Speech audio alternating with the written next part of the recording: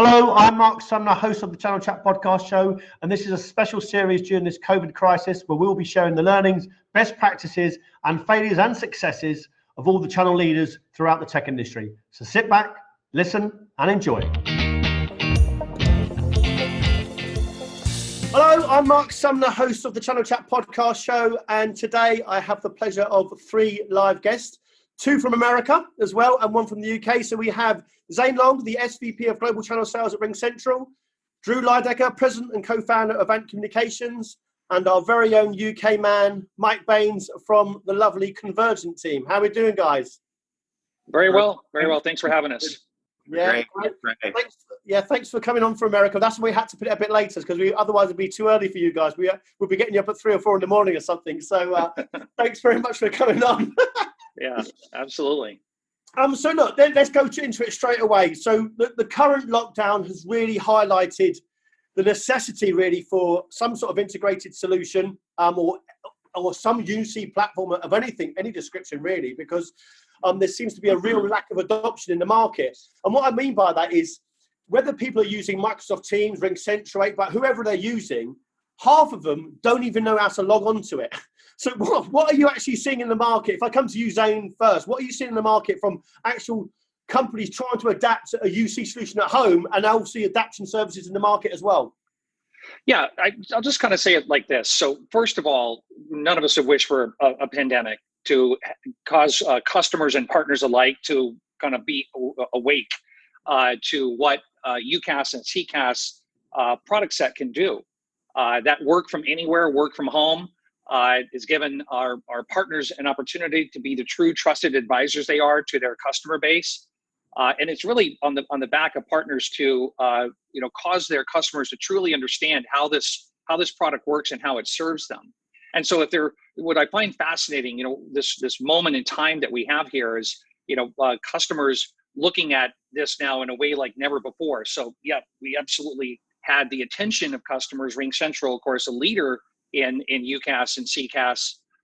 But today and Q1 was a perfect example of the volume of customers looking for a quick solution and identifying the need for what we're doing here today, right? This ability to interact in a video type platform and not knowing exactly how to go about doing it. So I would say, to your point, for adoption, if there was ever a time adoption was super fast for customers to truly understand what to use and how to use it, it's happening now. Whether or not we're pushing education or training or looking at the adoption metrics, which we do, we're seeing obviously huge adoption metrics on this part of what we're doing right now, this video interaction. So this is really the beginning. This is not going to stop. The momentum's here and we expect it to continue forward. Yeah, what about you, Drew? What are you seeing in the market? I'm sitting here listening, and I'll take a little bit of a different side of that. I'm seeing that my 12-year-old came down here and set up my camera and my Zoom meeting this morning to talk to me. So what I'm seeing is an adoption that I don't know if any of us have ever lived through anything like it. And this is, the new office. And I'll just say this, and I guarantee you Zane says the exact same thing and Michael says the same thing too. Yesterday, I'm out on my porch here at my home in Michigan, and I worked outside on the screened-in porch, had internet all day. I talked in Ohio. I talked in Rhode Island. I talked in California. I talked in London. I had a meeting in Pennsylvania. I think I had one in New York City as well. And I did that in about 6 hours. And I'm a person who, and Zane knows this well, we'll probably meet each other in the sky, crossing paths, but I did 29,000 miles in 5 weeks pre-corona. And I went to 0. And I have never been more productive in my entire life. And I think so the coupling of the fact that we have kids who this is just going to become, tissue paper. And we have a lot of us in the professional world that are realizing how unbelievably productive we are. We have a change that we've never seen in our entire lives, ever. Yeah. And Michael, would you say around adoption services, you know, whatever technology they're using, whatever UC technology platform they're using, are people naturally trying to adapt to it now? Because I'm still seeing people really struggling, even within companies that it hasn't been, maybe they've used different platforms already, but they're really struggling to log on, etc. But they're having to be forced to do that. So what are you seeing from your customers regarding that? Yeah, it's a great point. So the number one thing in all of this is communication. When you take the office out of it and people are all over the world and all over the countries in their homes and their gardens and their studies, communication has become the most important thing with every aspect. You take that away and that's when performance, productivity and business begin to struggle. The customers we've seen at the moment is, I think with March, it was a bit of a muddle. I think a lot of people had a lot of different platforms in place. I don't think anyone's got a truly unified platform. People have got a bit of this and a bit of that and they're muddling through. But I think now I can see there's a bit of a trend where people are now starting to aim towards a new future in the next couple of months where they're going to have to start looking at a unified platform and enhancing their communication methods. And I'm starting to see that myself, obviously working with Drew and Zane at RingCentral. And I think people have got the time now to start planning how they're going to, what the new future looks like in regards to working from home. Is that going to become a little bit more of a new trend on a wider scale? And how are we going to look after that? How are we going to support that? Is it secure? And I think all of these key topics is something that are coming out at the moment. Yeah, and when you're seeing that, you know, there'll be a lot of end user customers out there that heard about the digital transformation, they heard about cloud, they heard about UC, but they weren't really naturally using it all the time. And obviously in the last sort of 6 or 7 weeks, that digital transformation has sped up more than it has over the last 2 years because they've been forced to do it. How can the channel now work more effectively to educate these end users when, to be honest with you, most end users don't really know which technology to use, they don't really know which platform to use, and there's so much change in the market, they need to have proper advice from someone they trust, and half the time there's so much technology out there they can't keep up with it themselves. So if I come back to you, Zane, you know, how can partners now start advising or start working effectively to actually advise end users of what platforms they should be using? Well, look, it comes down to education. You know, one of the things we do at RingCentral really well, I'll give you an example. This quarter, we're holding 92 separate partner education transfer of information events. 2 days ago, we had 455 partners on a call to talk about RingCentral Video and Contact Center. And by the way, looking for a unified platform, by the way, well, that's RingCentral. Messaging, video, and phone. We've had it for a long time. And of course, the growth, by the way, that we're already seeing, like what happened in Q1, you know, here in the US, Q1, by the way, typically is what I'll call the 4th best quarter of the year. That's my positive way of saying it. And Q1 was a record-breaking quarter. If you got a chance to see our earnings call, you'll see what kind of contribution partners made. And I love to say this, and I know that Drew has heard me say this many times before. Without the partners' contribution, we simply wouldn't be RingCentral that we are today. And so we provide a lot of education to make sure our partners have all the tools necessary to talk with their customers in a meaningful way to make sure they understand how to use the messaging, our GLIP product. The messaging is really important.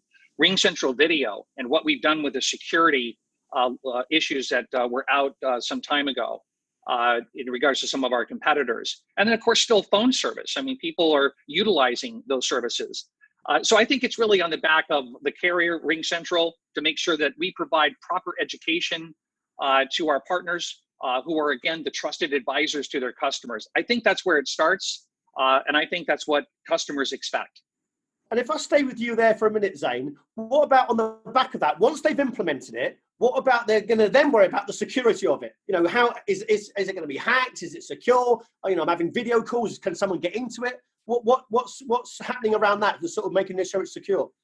Yeah, so we obviously, because we're purpose-built with our RingCentral Video product, and security was one of our number one concerns, right? We knew that because we'd been building that product long before COVID ever came to being. And it was just kind of launched fortuitously during this pandemic that our product was out there. And so we never had an issue with security. RingCentral is kind of known for having best of breed product regardless. So even prior to this. So Our product obviously very secure, and we make sure our customers understand how we do that. A much longer conversation. We actually, like I said, we just had a webinar where we had those partners on there talking about the depths and how we secure our particular product. But that's critical, right? And I do want to say one more thing to what you're talking about. Isn't it interesting, by the way, when we're, as a human race, when we're forced to do something, right? And even when it's to our best interest, we still sometimes have to be forced to do it. But once you grab it, you kind of have it forever. I mean, just remember the first time you ever had a phone that you could text on. It was like, how the hell do I do this? But I mean, that was a long time ago. I'm kind of aging myself. But I think we're in that age right now where customers are going, holy crap, I really need to use this service. I'm going to take the time to understand it. And then look how it works. It's amazing. Like Drew just said, we're much more productive. And our customers are telling us that. Their productivity metrics, customer feedback is off the charts. Yeah, and if I come to you, Drew, with this, you'll be seeing a lot of vendors come to you, and the pace of technology is changing so much, and now they're forced to do something. They've had to work from home the last 6 weeks. They need a communication tool that's going to work. How do they know they're going to be advised from the partner that they're going to have the right solution? How do they know that? Well, listen, it comes back to, why Michael's on right now speaking with us. They are the absolutely definition of a trusted advisor. They will absolutely go out there and help you with anything you would need from a CapEx perspective, any office equipment, anything that you need, from servers probably to storage, you name it, to your data center covered, right? But no offense to everybody that's in that world, that's kind of table stakes. Navigating the confusion that disruption is giving absolutely everyone around the OpEx side of the house. And the firms like Michael's that are investing in that, snapping into platforms like us, who are feeding them with intellectual property, knowledge, differences, engineering, teams, you name it, to support them, to allow them to go into a customer, bring in the ecosystem of disruptors, and then help them match the right provider like RingCentral, and then become, really that extension of that IT staff in a way that no one else can. This is a totally, to Zane's point, it's like, I love that example of the, how hard it was to text, or remember the good old days of beepers and pagers and what have you. And that was kind of the beginning. But what took so long from that evolution that Zane just gave us, right? From the text message that was so difficult to do on your flip phone that you probably had, Zane, which was a StarTech, That's right. to today, that was what, 15 years, right? Probably, right. Give or take, something around the 15 years. 15 years now is like 36 months. And 36 months now will soon be 6 months. And it's this insane adoption. And I'm telling you right now, why people need to use companies like Convergent, right, is because they're going to look around the corner. They're going to tell you everything that's coming. They're going to keep you from being Kodak, and they're going to bring in technology that is going to allow you to be as productive as humanly possible. The one thing I will say, I'll end on this, around unified communications, which we're obviously talking a lot about today in CCAS and such, in the one platform like Rings. I will say this, though. If you're not adopting this next gen technology, end customer, if you're not adopting this technology, if you're not APIing into your layer 7, your applications that don't live inside your data centers, if you're not having that day that I just announced that I had in my back porch yesterday with calling around the world and having video chats, then you're severely missing out. And you probably are running a 10-year playbook, which means you're probably terminally ill and you have no idea. And it's like, this is the time to start to bring in a trusted advisor to help you understand what tools and technologies can actually change your business. And I don't know if we've ever had things like this. Zane and I could go on and on for that, but this technology can change your business, the way your internal employees and your external employees look at you. Yeah, great, Drew. And if I come to Michael, to you, Michael, obviously you, Jody, and Peter making a huge investment in a new division with Navigator. Can you tell me, one, why you made that investment? Obviously, I've heard Drew and I've heard Zane, but why you've made that investment for you, Peter, and journey into a new division, and what you're seeing from a customer's perspective as well, from adoption services and how they're actually adopting that into the market. Yeah, of course. So I first met Drew nearly 2 years ago at an event. They've got some UK reps over here as well. We met with those guys, and basically, I think Drew will agree with this, that in the US, this model kind of exists longer than it does here in the UK. I think the adoption here in the UK is starting to change a little bit. I wasn't convinced at the beginning. If I'm being completely honest, we were very much involved in infrastructure, data center, and fulfillment. However, as a relatively small business, Convergent, who's been around for 4 years, we compete with guys that are a lot bigger than us. And, we're always looking at how we're going to become different, how we're going to be unique, what service can we provide that these bigger players can't do. And this is what kind of created Navigator about 18 months ago. So it's taken a long time to restructure, reorganize, refocus our efforts into what we believe is going to be the next best thing. And obviously that's not an easy thing to do as an organization, especially when there's hundreds and hundreds of IT resellers in the UK already. How do you be different? How are you unique? What are we providing? What service are we actually giving a CIO or an IT board that actually creates some value, as opposed to just trying to sell something for a little bit cheaper? Obviously, no one predicted COVID-19 to come into play, right? But Navigator's, the launch date was always going to be today. And it's kind of magnified the need for a company out there like Convergent, like Navigator, to go in and not just sit opposite a CIO, but to sit next to them. And as Drew said, as a trusted advisor, and we're cutting through the confusion and the noise because there are so many vendors available. So when people are looking at what's available in the market today, how on earth are they supposed to know what not only fits for them, but what integrates with what they've got already? Drew just mentioned, it goes on, it's so quick. 36 months is now 6 months. It's moving so fast. It's impossible for any IT team to constantly keep up with what's going on. So the partnership that we've got with AVANT and RingCentral and then many, many more enable us to keep ahead of the game and, more importantly, pass on that advice and that value to the end user. And I think when we're competing against these bigger guys, as I keep saying, it really broadens our shoulders in terms of our capabilities and what we can provide. And I think that's puts in really good stead. Right. If I come back to you, Drew, for a minute. So I heard about Master Agent probably 8 or 9 months ago. Didn't have a clue what it meant. Do you now think there's going to be an increase in UK resellers adopting this Master Agent style, where they think, maybe I haven't got services, or I don't want to employ services people, or I'm not sure if I know I've got the capabilities internally, and yet I can actually have the benefits of RingCentral and their training facilities, or the benefits of a Master Agent, and go out and compete against these bigger boys, the computer centers, the soft cats, and have a chance of actually winning those contracts. So can you give us an example of what Master Agents it means, and actually how other resellers can do that? Yeah. So first of all, it's exploding in the UK for us. We're continuing to invest. You've got some big fans of yours on my team, by the way. So Rob and Luca are probably listening right now. Are my, Michael Jordan and Scottie Pippen. They are, and you two can fight over who's who, but they are leading a revolution in the UK and Europe. And it is just probably one of the most exciting things I've ever seen in my life. And just kind of a side story, my partner and I got stuck during the ash cloud in London, long time ago, in the infancy of AVANT. And I can remember falling in love with the UK and Europe like nothing else. It's my favorite city on earth. And I lived there unintentionally for weeks. And I said, we are going to make it successful here.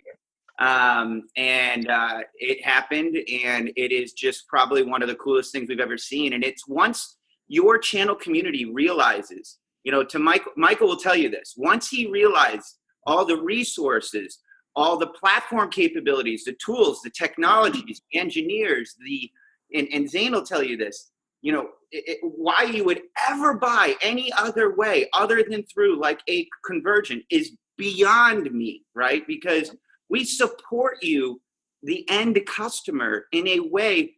Zane and I have a customer in the States that is a household name that we'd love to tell you about, and it's a big software company, 30,000 plus users. they would never, ever have just Googled their answer. This is difficult stuff, and that is why it's the absolute golden age of the trusted advisor right now. It's firms like Michael's that can fulfill the CapEx but dominate on the OpEx as well, and are keeping pace with the rate of change. And I think that that's why the UK will accelerate faster than anywhere else, in my opinion. But it's your channel community that needs to listen right now. They need to embrace it. They need to ditch the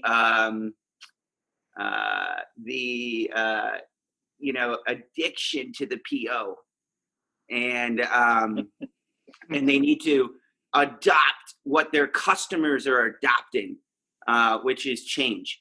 And no one can do it faster than this little group right here on this screen. So yeah, I think it's exploding. It's really exciting. I cannot wait to get back overseas. So yeah, because it's funny, like the UK reseller market, they're not quite liking change half the time, even though they're in IT. Some of them, they don't really want to change. They're actually used to selling laptops, they're used to selling laptops, and they don't want to really change. So if I come to you, Zane, are you seeing that potentially there's going to be some resellers that don't adapt are going to be left behind?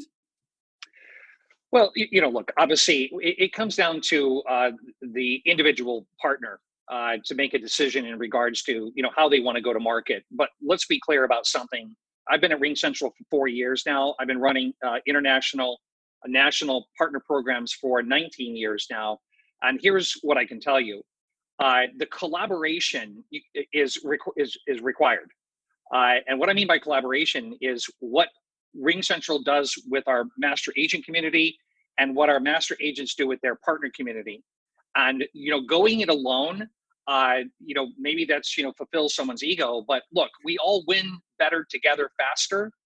And RingCentral has benefited from the master agent program that's existed in the US for all these years. And AVANT, of course, is, one of our biggest master agents. And we obviously collaborate and work together significantly to make sure that we can all win together. And so it makes perfect sense to go into Europe with this model because we've proven the model successfully. So back to education and having, Convergent, having a partner that is successful can become very viral.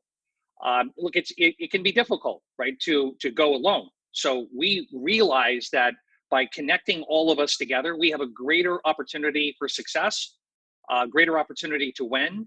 And so we're obviously encouraging, like we always have and always will do, having master agents in a market will benefit all partners by taking advantage of not only what AVANT provides in regards to support and education, but then you've got RingCentral with all of our channel manager team and marketing and budgets and everything else that we do. So that collective group is what I think really is very powerful and will benefit all.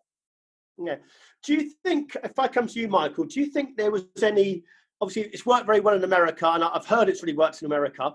Do you think there was any sort of potential resistance from the UK or Europe? Because there's different cultures in the UK, there's different cultures in Europe, and maybe we're not as quick to adapt, or we don't really like change as much, or and there's definitely different cultures across Europe in general. Do you think there was a resistance in the market to this sort of change? Not really. Interesting point. So, I mean, the best example I can give is about a year ago, Joey and I went to a meeting, one of our existing customers, and we explained what Navigator was going to be. And he sat there with his hands on his hips and he couldn't believe it. He literally, in the UK, he'd never heard of it. Why on earth would you do that? Why? What? He didn't understand the concept. So when we explained it all to him and, how we're here to help, and we're going to narrow the 500 vendors available to you, and we're going to give you the 3 best proposals in 48 hours, and we're going to do free of charge consultancy and change your world and change your life. He kind of sat there and he said he's never heard of that from any. It's like Dreamland, isn't it? You're almost like thinking, sorry, you're going to do what? You're going to cut through everything. 48 hours, you're going to give me 3 best vendors, and the end user's going to benefit. It's like, hello, what's going on there? The UK's got a very skeptical and hang on, what's going on here? What's happening? So they're very much like that, right? So anything is too good to be true. They sometimes, don't want to believe it.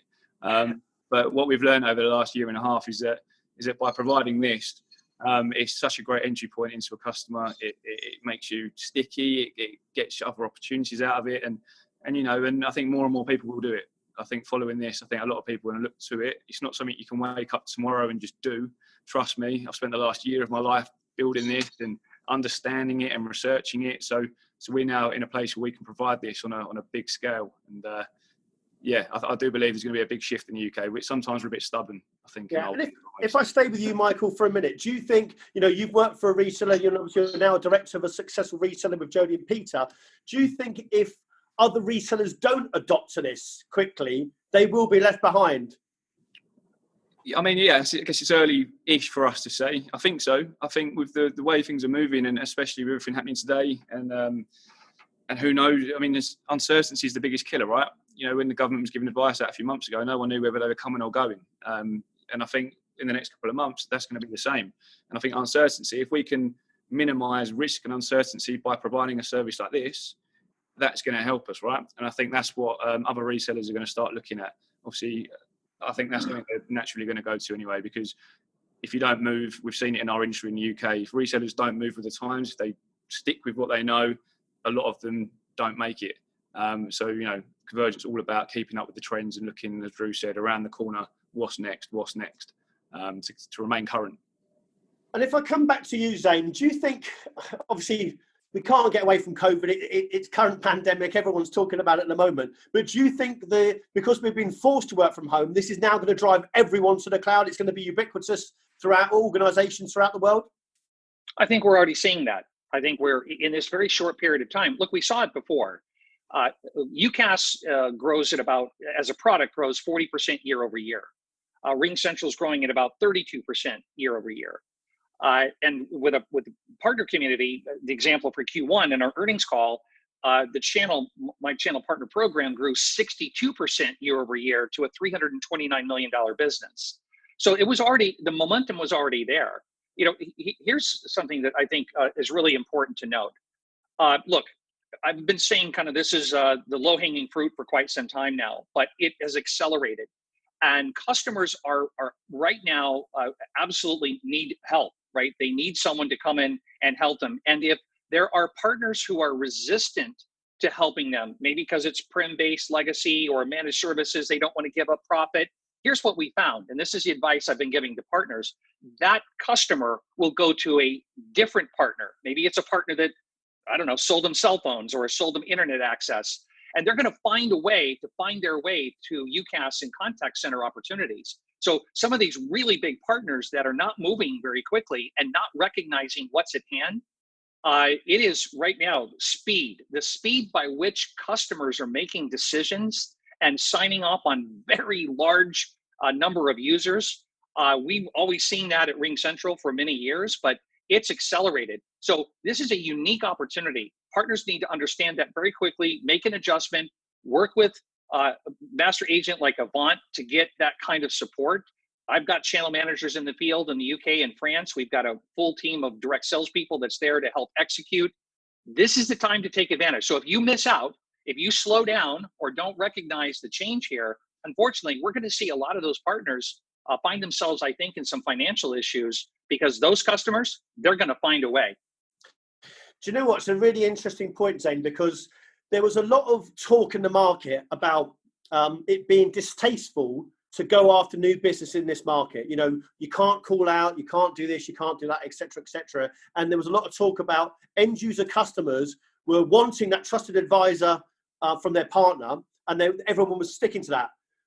Me as an end user, my partner, who I will change now, and I'll broadcast this because he hasn't contacted me at all in the last 6 weeks, hasn't been giving me advice, and I'm very open to changing now because I've been forced to look at different technology and I've been forced to look at a different solution. So if I come to you, Michael, are you seeing it? Yes, of course you've invested in it and you've put a huge investment at Convergent, but are you also seeing there's a potential for new customers during this crisis to come over because they're not getting the advice from their current incumbent? Right.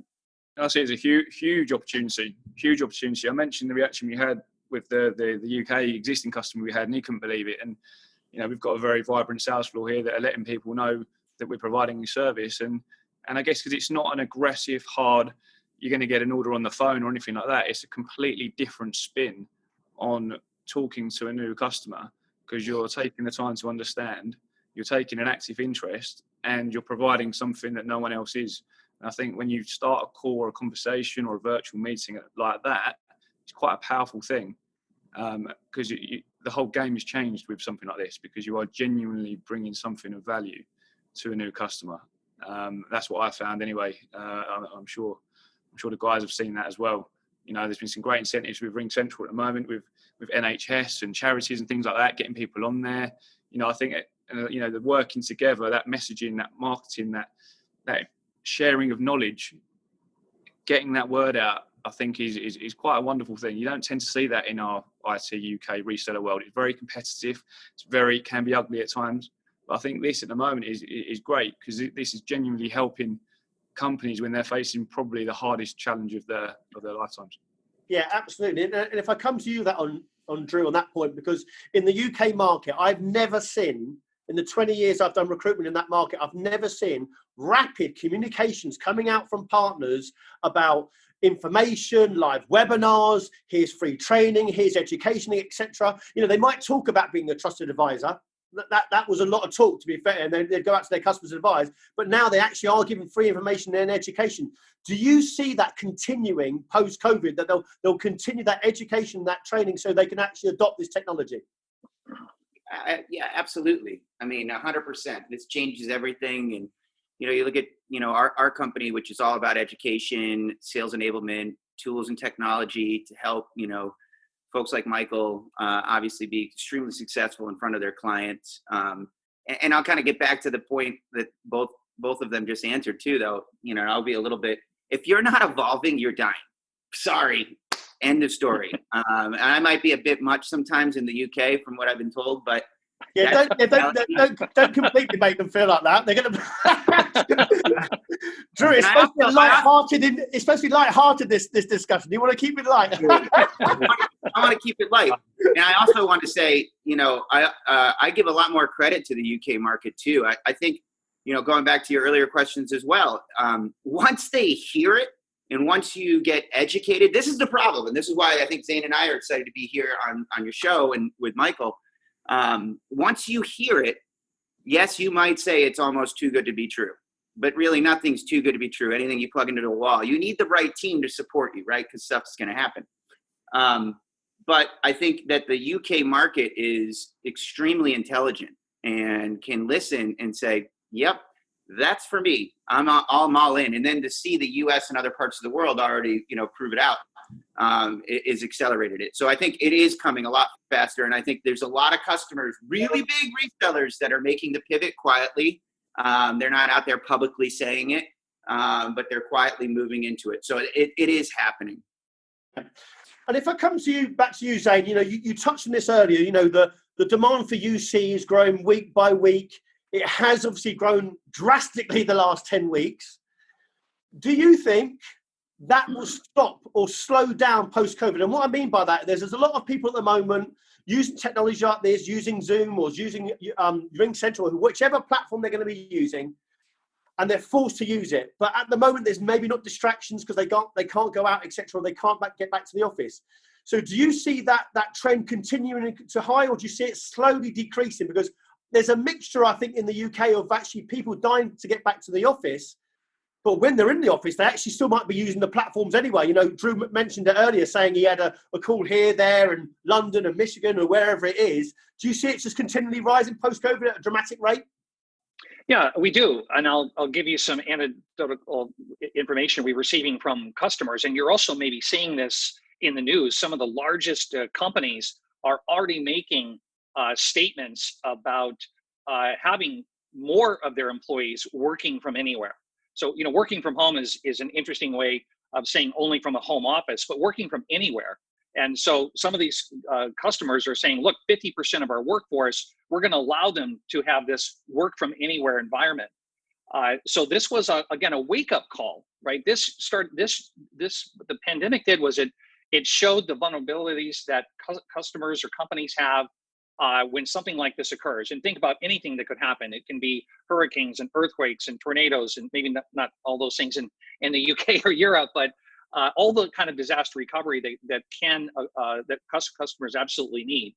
So the momentum is not going to stop. We find it's going to grow because now there's a change of attitude of how to utilize this type of product, which is UCaaS and CCaaS. So we're talking very closely to some of our biggest customers who we're seeing a lot of upsell and add-ons from customers that in certain markets around the world, they had not fully utilized. And so we're starting to see all that shift. So we believe this is a new world. I think Drew said it earlier, right? This is the new world based on what just happened. And in this new world, the product of UCaaS and CCaaS and the ability to work from anywhere is the new normal. That is the new normal. We're going to go forward with that. And yes, there'll be a return to office. Look, we're human beings. We need to get out there. There's still relationships. There's the handshakes and the bro hugs and all the things that human beings really require. But I think there's now a more balanced, right? If you go back with me several years, I could have almost been a naysayer about what we're doing here today, that many people felt uncomfortable being on video, uncomfortable talking like we're talking today. It's now become very much the norm, and we're going to see more of this, not less of it. Yeah, Zane, don't you think like, I think you and I have talked about this in the past, but like you get on a conference call now and someone's not on video, you're like, Exactly. Notice how that person that's not on video is like, oh, I'm so sorry, by the way. I had all these issues and I really apologize. I'm not going to be on video today. And you're like, yeah, Drew, it's funny too, because, now there's new things are being said. Well, today I have radio hair. Yeah. Right. Radio so hair. I can't show myself I've got radio hair today. It's fun that we've seen such a dynamic change, and that I'll call it peer pressure, right? Where I can't see you, click in, push your video. Where are you? And so that kind of interesting peer pressure works too. Yeah. If I was coming to you, Michael, obviously, again, you've been an early adopter. You're investing in this technology. You're investing in it for your clients. New division with Navigator, with you, Jody and Peter. Did you find it quite seamless to advise your clients of this technology? And also, while this pandemic happened, was it seamless for your own organization? Yeah, it's a great question. So obviously Convergent being a 3-4-year-old business, we've always said we invest in technology, right? So we didn't start it 20 years ago. We started it 4 years ago. So we use RingCentral ourselves. It helps to sell it and advise people when you're using it yourself, right? So we've used it more and more and more over the last 10 weeks with its full functionality. I go back to my earlier point about communication being the heart of any business. I think that you take that away or that's impacted, then I think you lose the culture of an organisation. Those that know Convergent, we're a humble bunch. We're down to earth. We love engagement. We've got a very popular culture office. Work hard, play hard, and when you take that out and you've got different characters in the organisation, how do we keep that going? So we've done lots of Zoom calls and quizzes, and we've tried to keep everyone engaged and interactive whilst respecting the lockdown rules. But yeah, you take communication out. If we didn't have the capability to do that, then suddenly the last 3 months you've lost your identity, and I think that organisations, that's a real bad thing. So that's not saying it's been easy. That's not saying it's been easy at all. It's been challenging, especially a sales organisation when you've got targets to hit and things like that, and you've got people sitting at home, and it's very difficult. And I just keep thinking to myself that we're all in this together. Everyone's in the same boat. But I think if we didn't have some form of platform or any idea of what we were doing really, then I think it would have been quite tough. How do you remain business as usual in 2020 without something like this? Or, and I think there's a lot of companies out there that it's a bit of a wake-up call because, this could happen again. I think now no one was prepared. The world was not prepared for everyone to work from home. Working from home is not a new thing. But, now I think people have got to ensure that work from anywhere. I've heard that a few times. And I think that's going to be the new norm.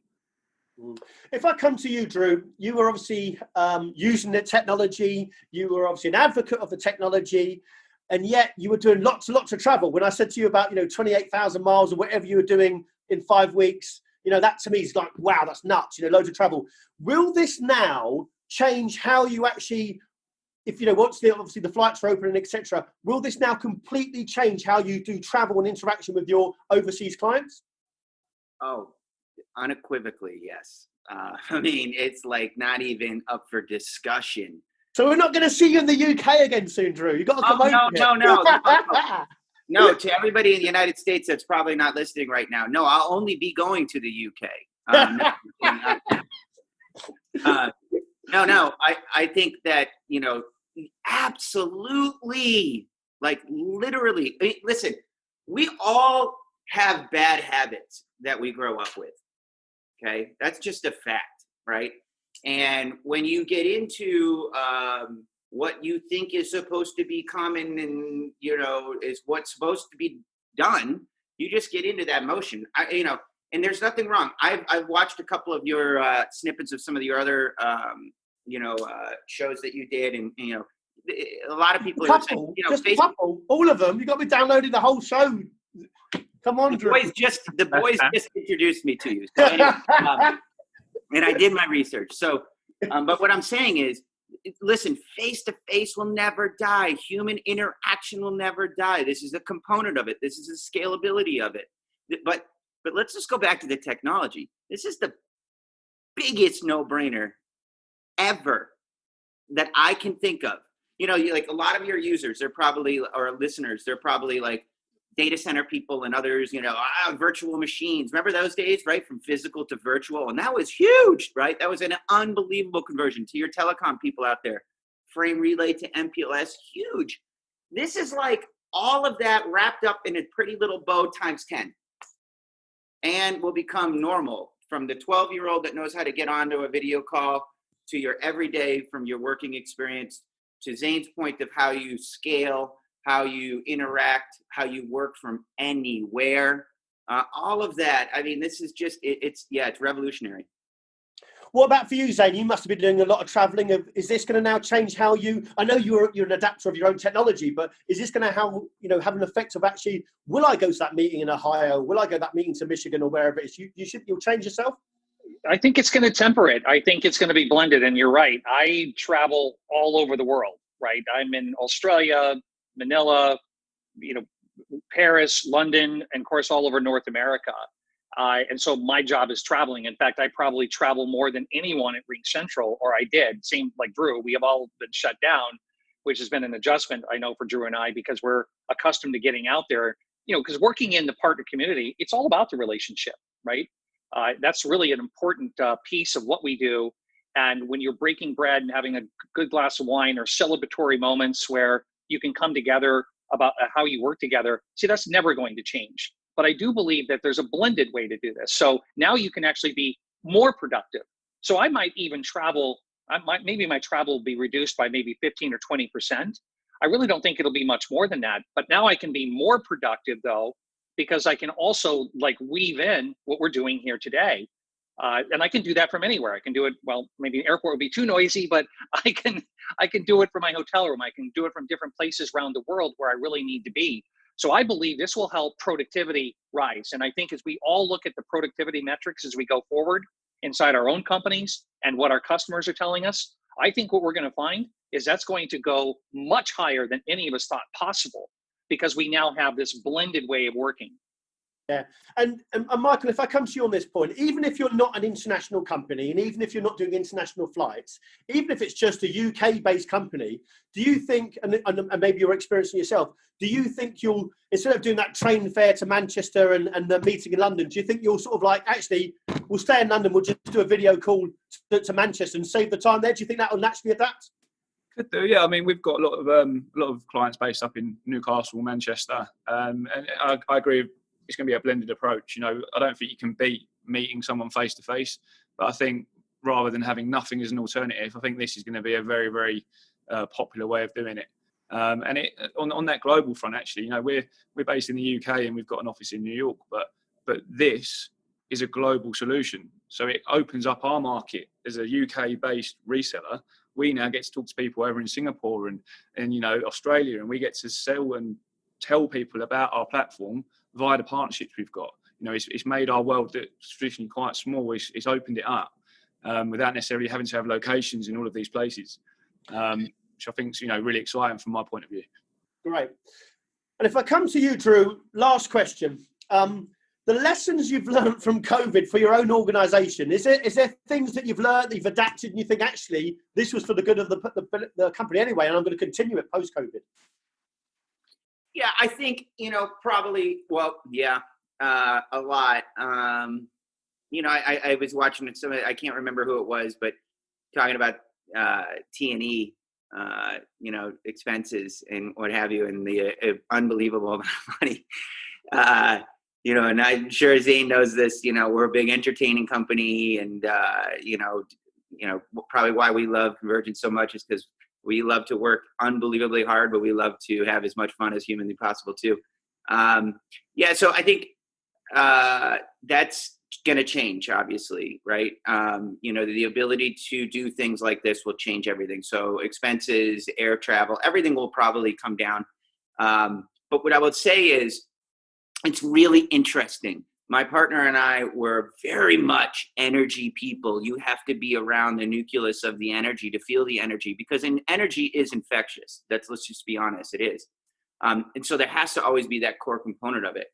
But on the flip side, going to everybody remote, shocked, just absolutely shocked at the performance. Now, obviously, we're all in this business, so for us to flip the switch and go remote was really easy. But just blown away. So that's not going to change. We'll always still have our offices around the world, but they will not be probably the same as they are today.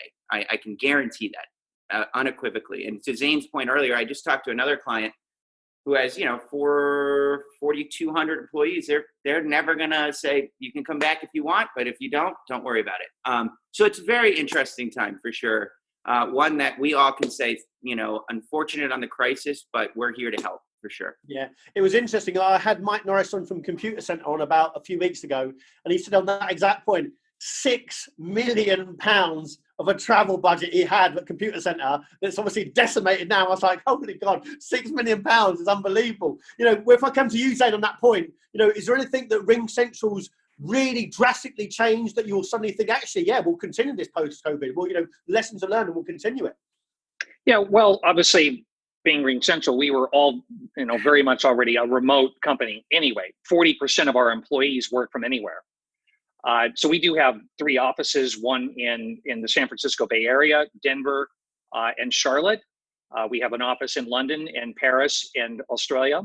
So we were already kind of using the service the way that we believed it should always be used.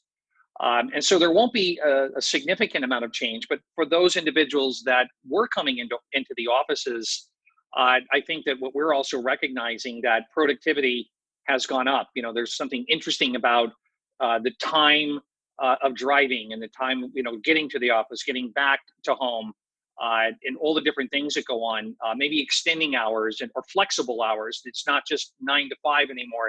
Maybe it's 8 to 2, take 2 hours and then work from 4 to 8 p.m. Or, it's kind of and I've worked from home, by the way, most of my career based on the jobs I've had. So for me, this was not much of a change. So at RingCentral, it's we're gonna definitely be seeing some changes, like Drew said. But we were already on that path of working remotely and taking advantage of the products that we sell. Yeah, well, you were definitely in the minority there, Zane, because most companies in the UK didn't have a clue how to use these products. So hopefully they can start adapting it now with this education of this. So if I leave the last comment to Michael from Convergent, Michael, what was the sort of lessons that you, Jody, and Peter had learned, and will you continue it post-COVID? 100%. I'm not going to pretend and say it was really easy and it was a seamless migration and it just continued as normal. It was very difficult. We had to adjust as everyone else did. The key points, the positive notes that we, the 3 of us, have noticed is the trust of our employees and how committed they are to the cause, how much they love working and how much they believe in our vision, that just because they're not sat opposite us, they're still working their absolute hardest, representing Convergent the best they can. And I think the most important point, actually, you can get so caught up in the 100-mile-an-hour lifestyle that London and sales is. And, taking a minute to stop and ask if people are actually all right. I feel like I've got to know the team more now than I ever have, because it's just slowed down a touch, right? So if it's 10 minutes out of my day to ask how someone is, that's so powerful. I've learned a lot, and I've probably become quite good friends with everyone, more so than I did as a boss in the office telling someone, oh, you haven't done enough, blah, blah, blah, right? So getting to know everybody and having the trust and power, and it just shows that, I'm not going to go all emotional and say that, you know, absence makes the heart grow fonder, but sometimes it does, right? Because it appreciates what we've built and where we're going. And I think that's quite a powerful thing. And obviously I'm looking forward to getting everyone back and going for a drink and you know, getting the band back together. But I think how everyone's pulled together has been quite special, I think, from the three of us. Yeah, and do you know what, Michael? I'll echo that point. You know, from my point of view, obviously, well, you guests coming onto the show today, I think there's a lot of people that have been a lot more friendlier in actually helping people out and giving education to the market. And I think the channel in general, from vendors, distributors, and resellers, has really made it. You know, there've been some unsung heroes in there themselves, actually making the economy keep going. So if that, long may that continue, that kindness goes on afterwards. So hope that's good. Look, gentlemen, you've been fantastic guests. That's the end of the show. If anyone needs to reach out to you, hopefully they can do individually. But yeah, thanks for your time, and we'll see you next time. Stay safe. Take care. Thanks for having us. Bye-bye. Cheers, guys. Thanks for joining us and listening to another episode of our Channel Chat podcast. If you've enjoyed what you've heard and are listening on iTunes, please could you give us a review and subscribe in order to get the newest episodes as soon as they're released. Otherwise, as always, we release an episode every Thursday at midday, so hopefully you can join us then.